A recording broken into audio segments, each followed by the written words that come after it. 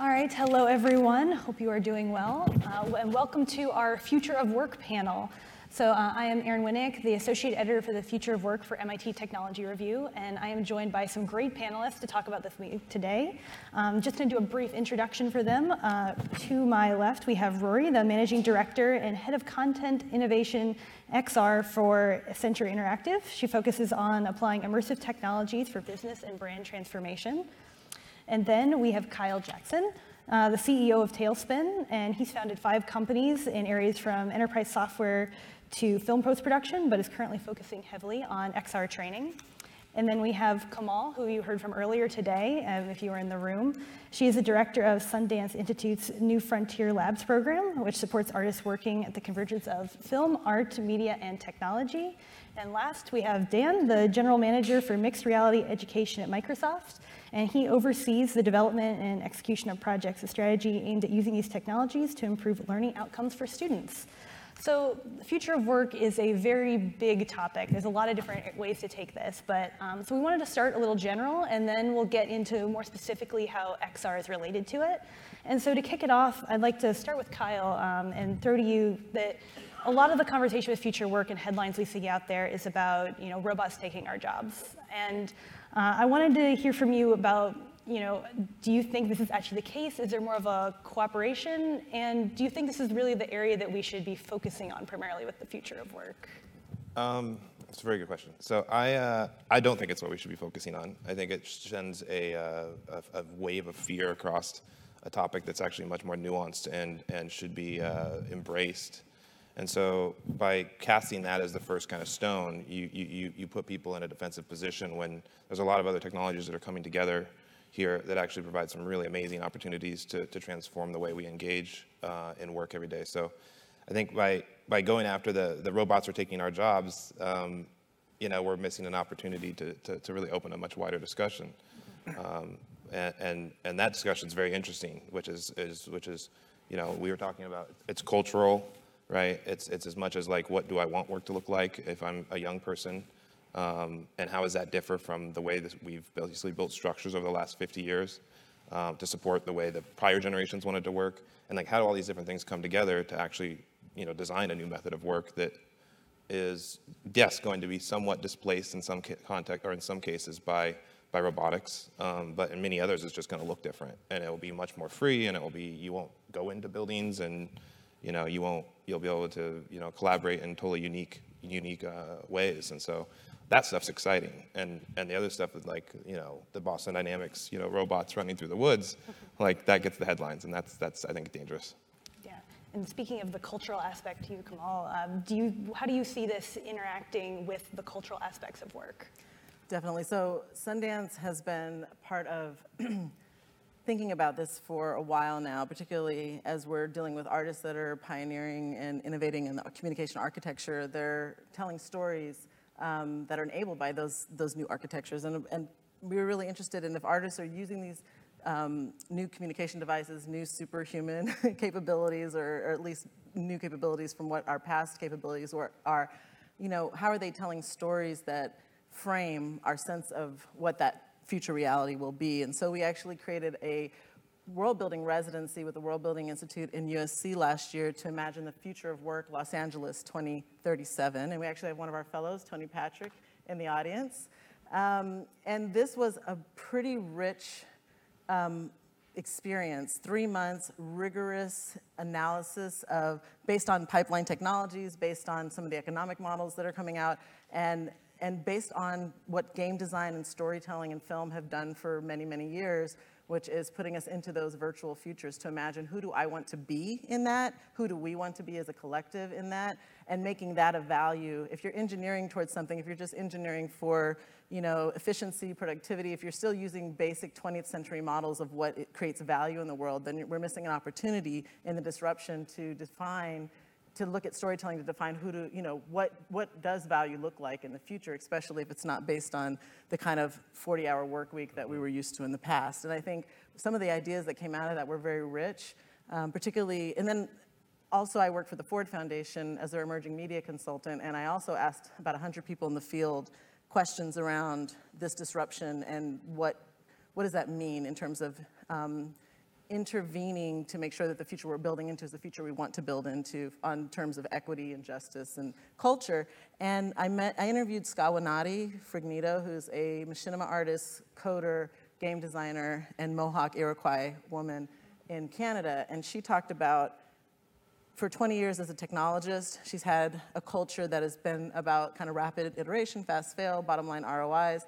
And as a Mohawk woman, she's had, especially when she's teaching Indigenous youth, a different kind of cultural values around time, space, community, and a different way of knowledge generation and knowledge, and about understanding knowledge and knowledge sharing. And she said they've been in tension like that for 20 years. When she thinks about AI, that tension can increase and the inequities could increase.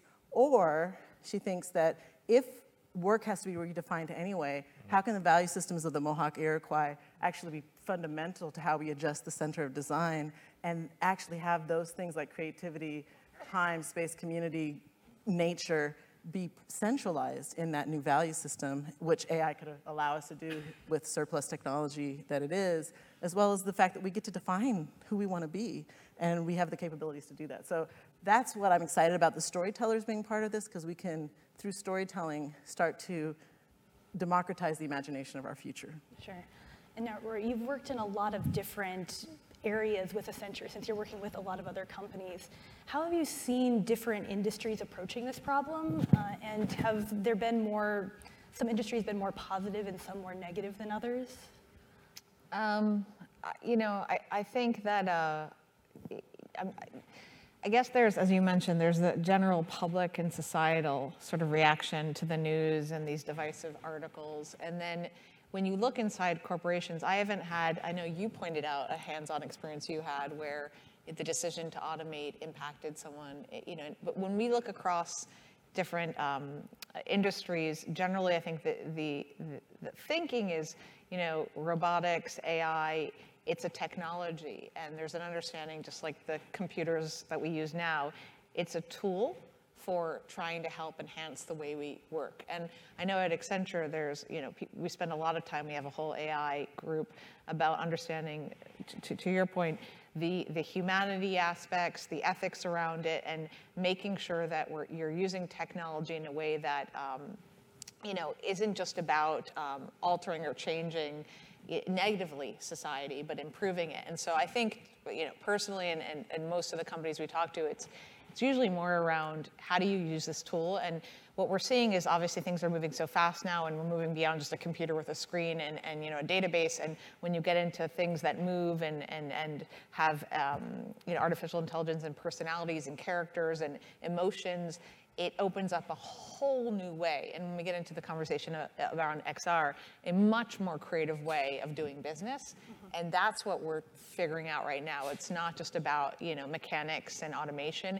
It's combining the mechanics and automation with this humanity and this idea of more humanized communications. And sure. That's kind of where we're at, so. Yeah, and what she was referencing is I'm sure with the panelists backstage, I had a mechanical engineering background before I went into journalism, and one of my internship projects was basically automating someone's job away, which is a lot of moral quandaries to put on a college sophomore. But it was a really interesting experience that prompted me to want to get into future of work. And one of the things that the man whose job ended up automating said was, he really wished he had been able to more keep up with the training and be trained in a lot of the technologies. So I threw to you, Dan, what is some of the ways that you think, we can help prepare both, younger students as well as the, more experienced professionals for this future workplace? Yeah, excuse me, it's a really challenging space, right? I was talking a little bit about this earlier, right? There's data saying 85% of jobs of 2030 don't even exist today. So how do you prepare for that kind of eventuality, right? We're moving away from a place where you study to do one specific role for the rest of your life. In fact, I'd argue that's already gone. How many times have we all changed careers over the course of our lives? Where rather than the boogeyman, you look at AI, there's actually a lot of potential to it to unleash a lot of human creativity and start to enable us to do things that are more fulfilling as human beings. There's certainly a rise in education around things like creativity, collaboration, critical thinking, right? Like, what does it take to create a 21st century citizen? And I think there needs to be, and we're starting to see an increased emphasis on those kinds of attributes here in North America, where it's been being pushed elsewhere for a long period of time. I think a couple of the things is rather than training our students around specific areas or specific jobs, we need to teach people how to learn. And I think, that sounds really simple to say, but there's a lot involved with that. And we have to teach people that you are going to have to reinvent yourselves several times over the course of your career because things are going to be changing. And that's not necessarily a bad thing. I think we all know people or have been in positions where people have just done the same job for years and they don't feel fulfillment from it and things like that. And that's where I go back to the opportunities that exist. But going back to your question in terms of preparation, I think it's teaching people how to learn and also just making people realize that that is a lifelong journey. That is not a one and done type thing anymore, and not to be afraid of the technology that's coming down the line and to just see that as a tool. Sure. And I'll throw this to anyone on the panel. What are some of the resources that you've come across right now that you think are doing this really well and kind of helping reinforce this lifelong learning? Yeah. I'm deep in big business and they're not doing it well yet. Yeah. I think that's the scary part. It's like you have to convince new generations that actually are more or less hardwired to go towards that direction of lifelong learning and continuous improvement, where a lot of people were sold the vision of spend 18 or 20 or 24 or however many years heads down and it will pay off and then you're good, and now you have to go and change that mindset. So it's a bit scary to at least from my view, what we need to be focused a lot more energy on that internally inside these organizations. And there's just a lot of forces at play for them to understand and cope with at once. And so I don't see that getting the focus that it should.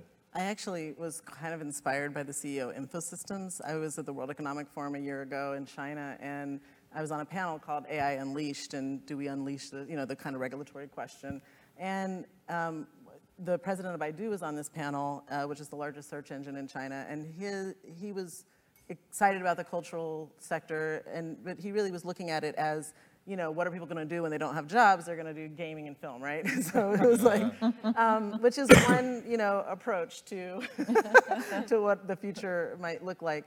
But I was really impressed with the CEO of InfoSystems because he said, actually, I've already outmoded 11% of my workforce to AI and to automation, to this new kind of innovations around automation. And he said, but instead of firing them, I put them in an imagination department to imagine who they are in the future. And I think that's a way into that lifelong learning, that sparking and catalyzing curiosity and allowing kind of people to help us collectively define who we want to be. And so that to me feeds into that lifelong learning. How do we allow people?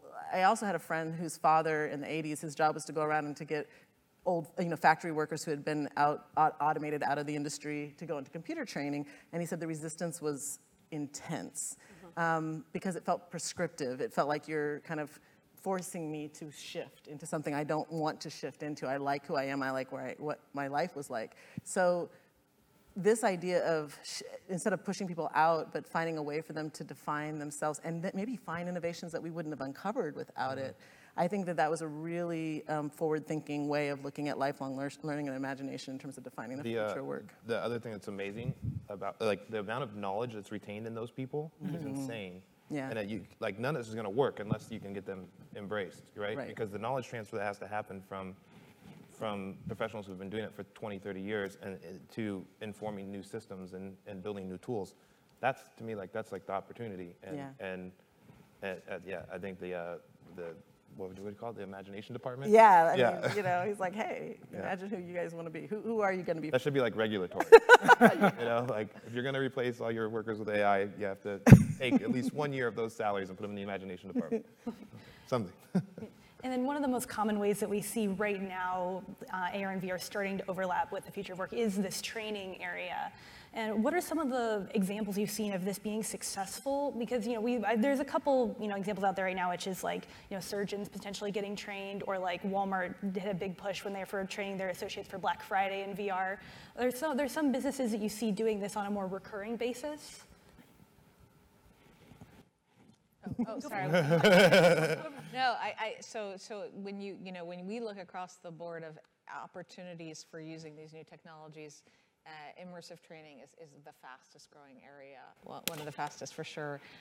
Simulating work environments, and it's everything from, if you think about using like virtual reality, right? It's recreating experiences that could be costly or difficult to put people in.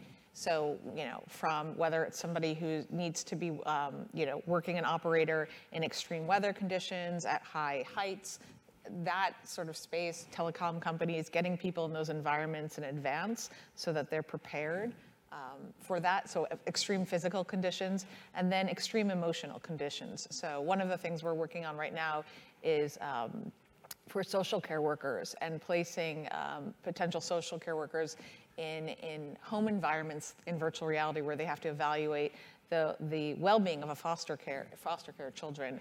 There's really high turnover in that space, and often social care workers aren't prepared or ready to sort of evaluate immediately on site.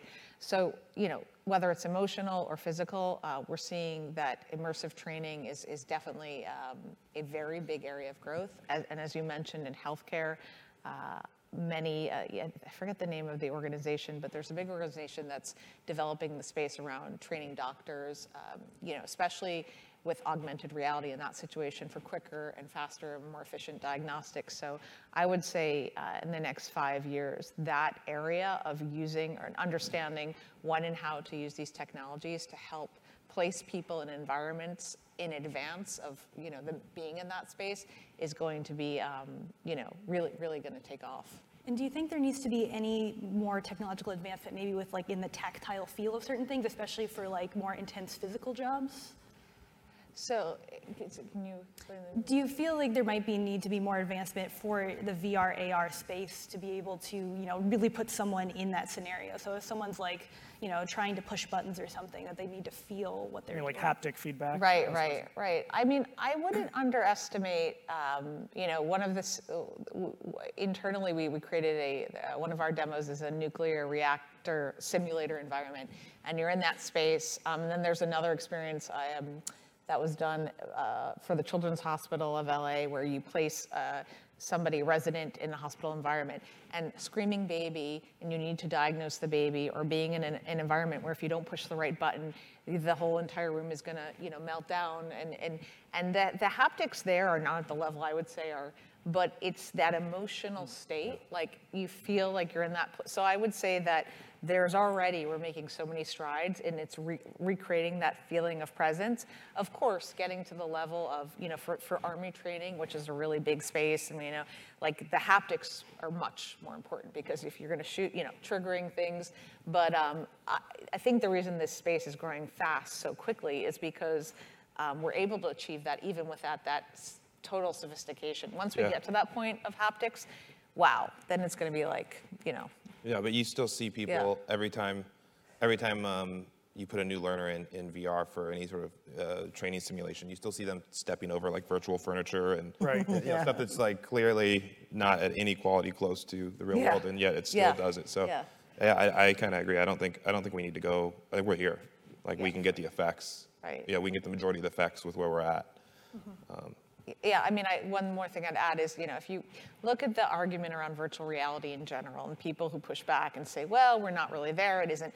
You're talking about consumer reach, and people like, when you go home at night, do you really want to put the headset on, or would you rather watch TV, right? And it's a lot easier to click on the TV. But when you're talking about the workforce, and you're talking about people are in their jobs already, and it's an intentional moment of, I'm going to learn this much faster, and my employees are going to learn this much more efficiently, then I think you see the impact so much higher, because it's an intentional experience. It's not, is it weighing whether I have 20 minutes or half an hour to figure out how to put this headset on. We're not there in the consumer space, but we're definitely there, I believe, right now in the workforce space. And just to piggyback on that, we've been saying on the entertainment side that, I believe that that is going to be the leader in terms of transition adoption by the mass population, because if it becomes a mandatory part of your job, you lower the pain threshold of adoption because you're incentivized to do so. And then if that's where your eyes and your ears and your body is engaged already, then that becomes a much more seamless way to become engaged for other ways of communication, entertainment, and information. So I think that is a big part of what will actually make the transition happen. Yeah, and I think there's, sorry, just to add to build to that, excuse me, I think there's also just a safe aspect to it, right? Not necessarily just security. I mean, we've just seen fear of failure goes way down, right, in these kinds of environments. And when you're trying to teach a new skill or get people to, reinforce the skill that they've been taught, it just becomes remarkably powerful. yeah, and I was also interested to ask you, so like we're obviously at Games for Change, so I wanted to ask more about the intersection between work, XR, and gamification. Have you seen any help for getting adoption in the workplace when you combined all three of those? Have there been any successful ways to be able to teach skills through gamified VR and AR? We've done it. You've done it? Yeah. It's been really positively received. So we came at that particular challenge from the mindset of like, okay, we need to engage a younger population. So let's make everything tournaments. Let's like make it challenges and let's make it fully gamified. We found is that that's super universal. And it had really positive effects on everybody that went through it, including literally 20 to 55, and the retention and the time to acquire the skill is, I would say, on average, has been at least half of the old way, and in many cases it's more like 20% of the old way. So when you start thinking about, okay, I can basically jump into this game, acquire a skill in 20% of the time it used to take. And like, what freedoms does that give me as a worker, right? And once people can start talking a little bit more openly about that, because we hear a lot of issues of worker shortage. We talked about it, like the idea of being able to cross-train, move across an organization when there's a catastrophe that strikes and they need a ton of people in one area of the business, that you can actually transition those people. Like that's where it gets, I think, where at least in the workplace, that's where they will see 10x adoption of the technology. And people will start to understand the values of all these things and how they come together. But like, it's just simple numbers. I mean, it works. Like, I mean, when you feel, you're literally playing a game to level yourself up. I mean, and especially if you're amongst colleagues that are also that, it becomes a collaborative, a much more collaborative classroom. The simulation helps with that. Yeah, and then looking a little bit beyond training, so actually in the workplace, what are some ways that AR and VR do you think can actually influence like day-to-day work? I'll throw that over to Dan. Yeah, I mean, we're already seeing, so apart from training, which I think is obviously a huge part, we're starting to see it get more and more built into design workflows, things like that, right? So automotive companies are already using, things like, talking about Microsoft, like the HoloLens, for example, as part of their design process. And, we're seeing that being used right now, like today. It sounds futuristic, but this is happening today, right? Where people are using these things for mechanical design and engineering, and it's allowing them to collaborate and visualize the things they're using in real time. You mentioned surgeries as well. Like these devices are already starting, certainly in preparations for surgeries and training, but in active surgeries as well. They're starting to be used more and more.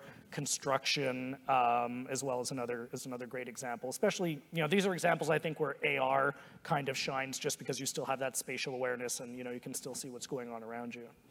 Remote experts. Remote experts, yeah, another great example that we've, thanks for the plug, that we've just rolled out as well, is a fantastic example of, for people who aren't familiar with it, effectively, again, using the HoloLens as an example, there's a forward-facing camera on it. So what that means is, if you come, I'll make an example. Say I am an elevator technician. Right now I come to service an elevator, and maybe I'm out of school, and wow, I've never seen something like this. And you're in the classic, well, we're going to have one of our experts come back in 2 weeks, and you're out of luck. Now someone can remotely come in and see what I'm seeing through the camera and actually mark up my field of view and walk me through what I'm doing. And you can apply that to construction, plumbing, like any number of industries. And these are actively being used out there today, which is just incredible. We, Accenture did some research earlier this year around the XR space, and one of the themes that came out of it is that these technologies help close the gap of distance. Mm-hmm. So it brings, the distance that companies have in terms of connecting their workforce, right? So things like, you could have virtual collaboration where people are inside a shared space. And talk about for the automotive space, you're now seeing there's actual, NVIDIA has done this, and examples where you're having somebody who's, a designer or a developer or mechanic from different parts of the world coming together in shared spaces, social VR. It's closing the gap of distance by bringing in remote expertise to people, whether with AR giving you the information when you need it right away. So you're definitely seeing that these technologies are, helping. Sometimes there's the misconception that these technologies are creating more alienation and silos, but in fact, I believe, it's the opposite. You're actually bringing people closer together. And the other thing, just to your question about, the benefits in working, I think that, the whole point we talked earlier about the new future and like new worlds that will exist based upon technology, I think our world today has been so based in physical materials and assets. And when you think about cars, or you think about shoes, or you think about like buildings, creating things where you no longer now have to rely on physically creating it, but you can create it in a virtual space and say, this is what your future home will look like. This is what your future car will look like. Does this work for you? Does it make sense? Is it going, and before you actually expend all that time and resource and money on creating these things, what these technologies are enabling us to do is get to that future vision state of, all these assets that right now you have warehouses of places and, holding these things. And I think that benefit, the increased, you're getting rid of a lot of waste. And that to me is for companies and people working, getting rid of waste and getting to that desired state of what you're trying to achieve, that your imagination or vision is kind of the ultimate benefit. Sure. And I wanted to also speak about, because a lot of this is talking about the future of work from the perspective of kind of enterprise environment. But I also think we need to think about future of work, especially as the enterprise environments might change. And we are talking about more lifelong learners that shift careers and shift their areas of interest. I think we got to look at it in terms of small businesses and entrepreneurship as well. And I think particularly, and also around education. So 2 quick thoughts that came to that question was, one of our artists that we put into that future of work residency was a documentarian, and she's, Peabody, award-winning documentarian. And by really engaging with the AI for the first time, she realized that the future of documentary is about creating ancestral AI, or creating AI that can help us see the history in a more interactive and conversational way. Or even she's doing an IoT relationship with a particular part of history where, based on artifacts, you're having a conversational relationship with the ways these artifacts dealt with history. So that's kind of an interesting thing. But then in terms of small business, we, at the World Building Institute, we've done this, we actually, Pigeonhole Productions, which came out of that, just did this in Kansas City, where they brought 10 stakeholders from Kansas City, like church elders from the Black church, just all kinds of diversity, a Latino, sports announcer, like they just had these 10 very, very different stakeholders come in and imagine the future of Kansas City in 20 years. I just got to go see, and they created a virtual reality virtualization of that. And it was a street corner, just 2 streets. And the transformation that they did in a 2-day rapid world build and then a visualization into prototyping their own future is what I'm talking about when I say democratize imagination. And it already sparked 10 different ideas about products or services that they want to launch. And Kauffman Foundation funded this, and they fund entrepreneurs so that could actually become actualized. That's amazing. So I think about that also with how we're thinking about that. That's incredible. yeah, and kind of speaking to a little bit of what both you were talking about, so kind of seeing how this will manifest in the physical world, how do you see the actual office space of the future changing? Do you see any change in either the way small businesses construct their offices or these large enterprise organizations? I'll take anyone who wants to answer that. Our belief is that more and more is going to go gig-based. Okay. That if I can learn a skill really, really fast, and I also have a desire to move through my life kind of as a continuous learner. So there's a circle back on itself, right? Once you actually develop the muscle to be a continuous learner, you're also never going to be satisfied because you have an appetite for knowledge, right? And so that's going to push people further. So all the things that are working now, kind of like gig economy and the freedom that you have with that from how you can design your life, like those benefits are there. But then I feel like those benefits are going to continue to expand as we can compress kind of knowledge on demand back into that benefit. So I have no idea what the office looks like because I don't think there's very many people in them. I feel like there's not And we're in a big corporate office park, and I know that they are struggling. Like I know, and they're owned by one of the big companies here in New York, and they're trying to figure that out. So I think that trend of remote work and like temporary work and all these things that take people out of traditional office environments is going to expand, and powered by like really radical collaboration virtually. Like I mean, why waste those cycles of your life? You don't get the benefit. And we talk about like workplace a lot. We usually talk office environment. There's a lot of varying office spaces out there, whether it's teachers' workplaces, classrooms, or artists work in many different spaces. Are there any other like spaces like that you can see changing? And Dan, could you speak to a little bit maybe how the classroom workplace might change a little bit on the teacher side of things? Yeah, it's fascinating. There's been a lot of work done, and we've been collaborating with a couple of different universities too to just kind of think of like, what does that classroom of the future look like? And excuse me, it's really interesting, right? A lot of it. So you think, how long have we had that traditional classroom, right? Of just a bunch of rows of desks facing an individual teacher. It's incredibly outdated and certainly not optimized for learning.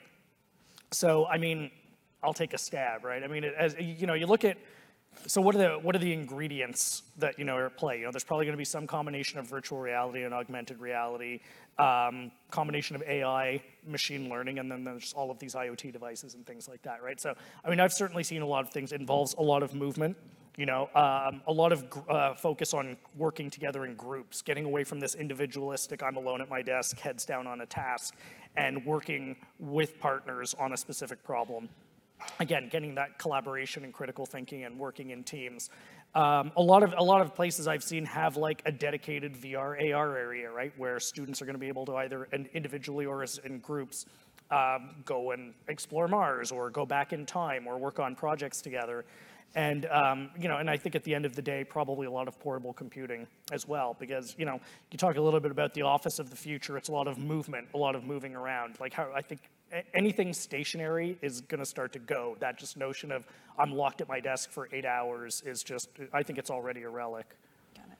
And I'm going to ask one more question. I just want to say we have a couple mics set up, so if you have a question you'd be interested in asking, feel free to go ahead and line up, and then we'll go to some questions from you guys. So the last one I wanted to ask you guys, which I'm happy to have a few of you answer this, is if someone's watching this and has a business or something that's thinking about bringing AR or VR into their workplace, what advice do you have to them on whether they should or should not, and like bring it in, and how they should help make that decision?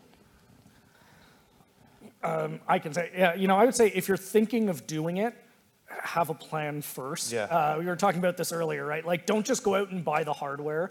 The work, certainly today, it's still very bespoke, right? There's still a lot of individual work to do. So, I mean, I would say, if AR or VR is something you're seriously looking at and considering integrating into your workflow, have a plan for it, either to have somebody else do the development work for you that's necessary, or be prepared to have the resources in-house to make the most of it. That would be the biggest piece of advice I would give. We've gone through so many different iterations where it's just the idea of, we should do something in VR, AR, and people don't really quite have the tools yet to understand what use cases are appropriate.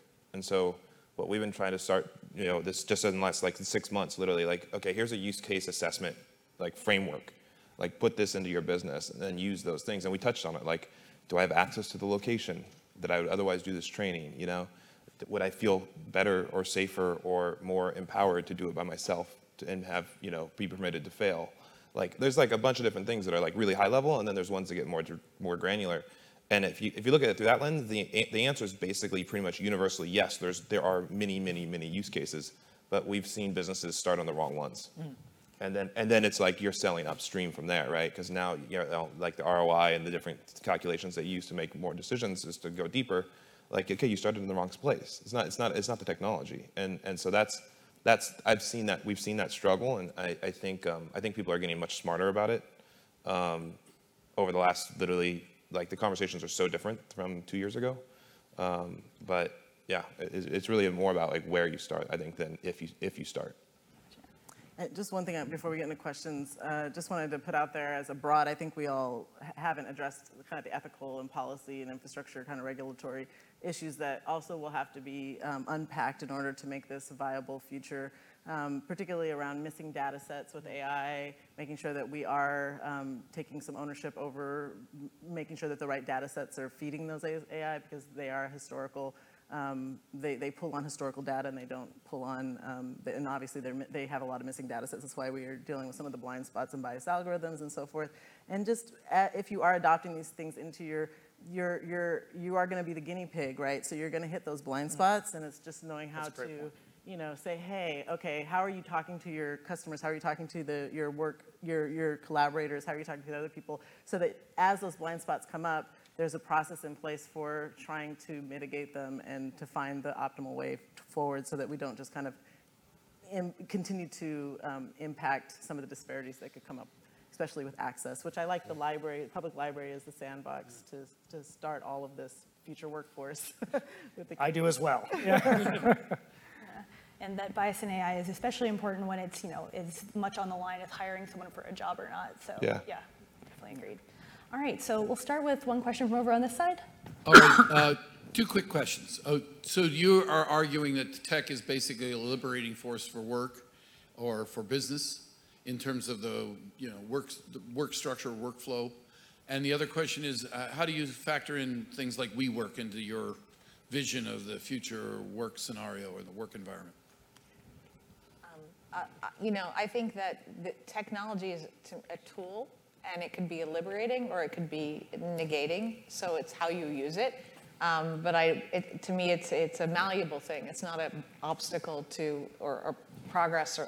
And then WeWork, the other part of your question. I mean, to me, that's a future state of a model of how people seem to be shifting to that style of work, right? It's just like you're saying, it's not about stationary work environments anymore. It's about having different people with different backgrounds and environments kind of working side by side. Because the future of work, I also believe, is not, as it was said on the panel, you have one specialist, that's all you focus on your whole life. It is constantly changing. What was your term? A learner? Infinite learner. An infinite learner, right? That's kind of, that's the model that I think people... I also want to just say that I think it's important from a government standpoint. I mean, I heard the Prime Minister of Sweden talk about his future of work plan, particularly with the safety net that allowed the fluidity so that people could operate like that without hitting those, monumental like medical bills and all those things that are going to pile up. So if certain aspects of the social safety net allow them to have a certain sense of security, then the fluidity of entrepreneurship, the fluidity of the gig economy, and the fluidity of working in these places become actually more robust. But without those safety nets, and I think we're seeing that in a lot of those kind of Nordic countries where they have a lot more trust in those safety nets that they're actually being able to adopt and shift to the future of work much more quickly than we are here in the United States. Sorry, I just want to ask for my own interest a question on that. Are you referring to specifically to like universal basic income, those kinds of things, or the social systems as a whole? Social systems that if it's the robot tax or if it's universal basic income, but right now we already see the pain points in people trying to take a gig economy and then some medical bill hits them and they're taken out. Right. So, we want to make sure that these are equitable and that means that you have to have certain opportunity for them not to shoot themselves in the foot to operate on that kind of a fluid economy. I might add, the WeWork is at least a solution to those industrial parks and the shopping malls, because there are people actually talking about reappropriating them for WeWork scenarios, whether it's retail. I got pulled into a conversation where they were, converting back into housing.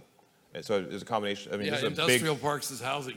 Yeah, like big corporate office buildings that you're like, well, like the grounds are really nice. It is basically a Google campus now. So I guess I could see somebody living here. All right, we'll take one from over there. Okay. The equity issue, I've been concerned for years, as many other people have, about the primacy of learning and access to privilege people to be able to take advantage of these things.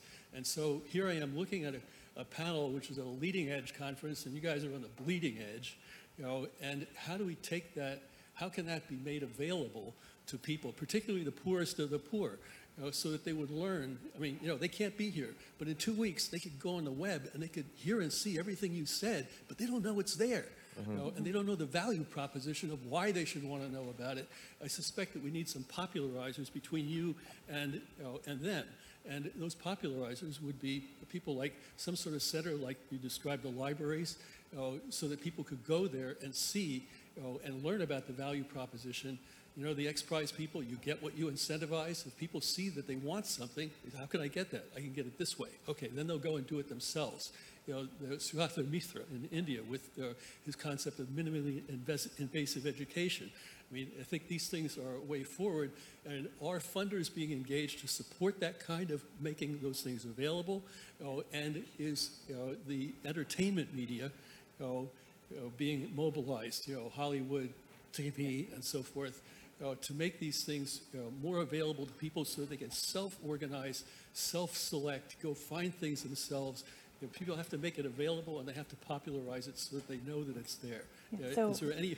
And I'm getting some hope from this panel that that is a way forward. I mean, Okay. I'll just boil down quick. So how can we increase access to information about this as well as increase access to these actual technologies? Yeah, Yes. and one other aspect is that one great sign of hope that I've taken from this whole conference is that with the rise of people who have grown up gaming, they've grown up with a lot of use of things for entertainment purposes, and now if they see one of these tools that has something to do with how they could make money and get families and other things that they want in real life, those tools are very transferable skills.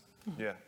So I can take this one because I literally just came from a summit called the Emerging Media Summit at the Ford Foundation that was held earlier this week with a huge cohort of representation from the philanthropy community, MacArthur, Knight, Skoll, Ford, Open Society Institute.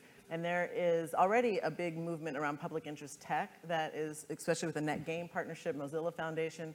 But this is the moment where we are defining the strategy, at least from the philanthropic perspective, how to set those models so then government and industry can follow. And one of the frameworks which I presented on earlier, but I actually had to skip because I ran out of time, is an affiliate network model where there is makerspaces, very hyper-local makerspaces that are doing the digital literacy of the 21st century. They are doing the, creating the playbox, sandbox, lowering the barriers to entry, access to tools, and giving that expertise and catalyzing imagination like we did in Kansas City, like I saw Pigeonhole Productions do with Kaufman in Kansas City last week, or earlier this week. So that model is being developed, and it's really robust. In fact, Tony Patrick, who's here, is doing it in Brooklyn with youth right now. They're doing it in New Rochelle with a new program called IDEA. And it's happening with the Indigenous Futures program, with the IAPA repository, with the Detroit Narrative Agency. So these models are starting to pop up, and they're very exciting.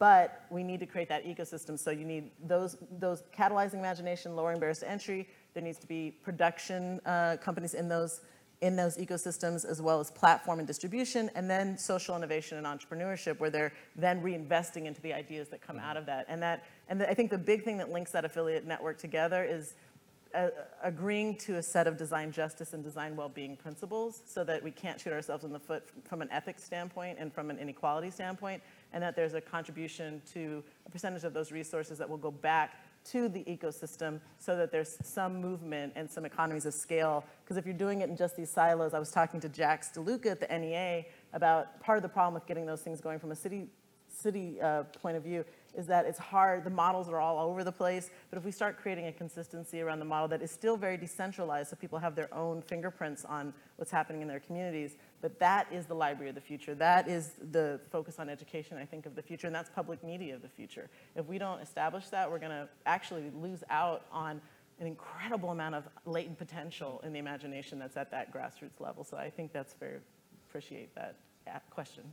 Yeah, and building off that question a little bit too, when we shift to robots, we're giving, the people who own the businesses a little bit more power, because, it's going away from the workers to actual capital that's owned by the businesses, which has potential to increase inequality in those areas. Yeah.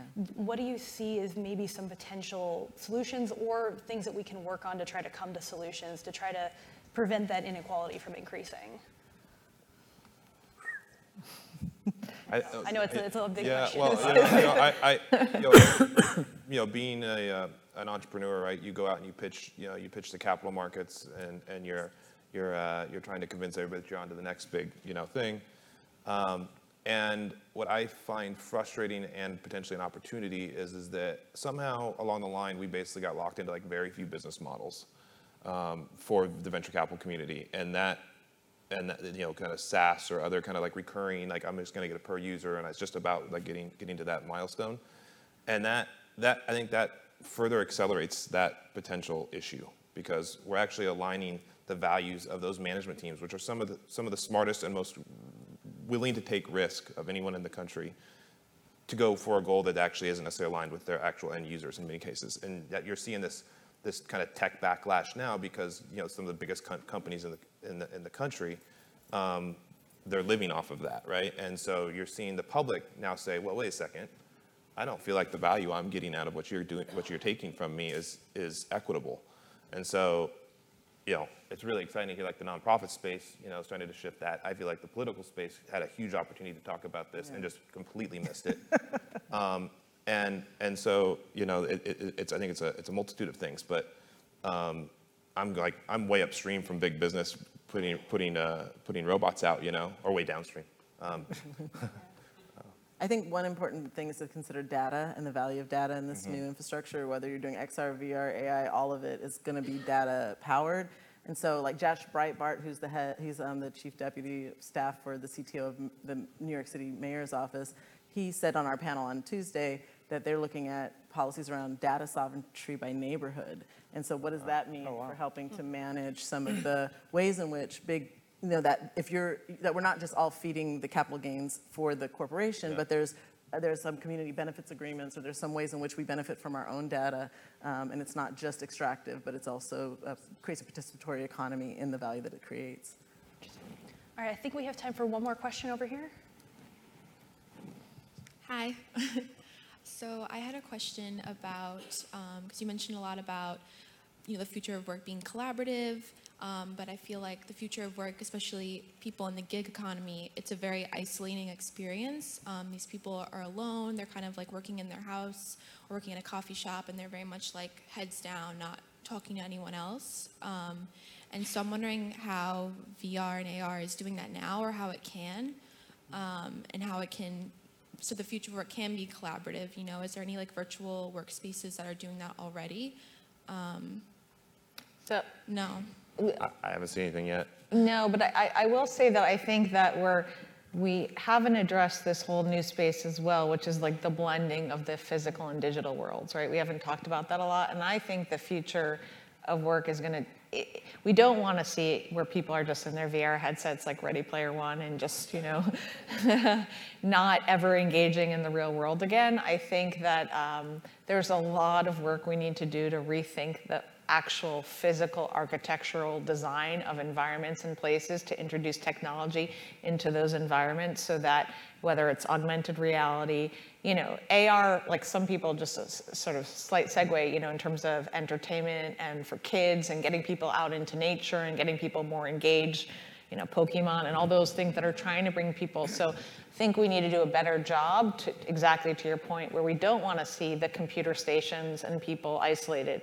I think technology can actually be a tool where if you see, you've seen holographic displays where people can look together and share content. So there's a lot of discussion on how do you make the technology more social and less alienating. I think hopefully the next iteration of the future of work environments is going to be exploring that more. We see that like in retail stores, you're seeing more and more technology in physical worlds. So, we haven't talked about this. When we think about the future jobs, there's a job around like architecting that future world and the architect of the future and what that looks like and how do you bring physical and digital together.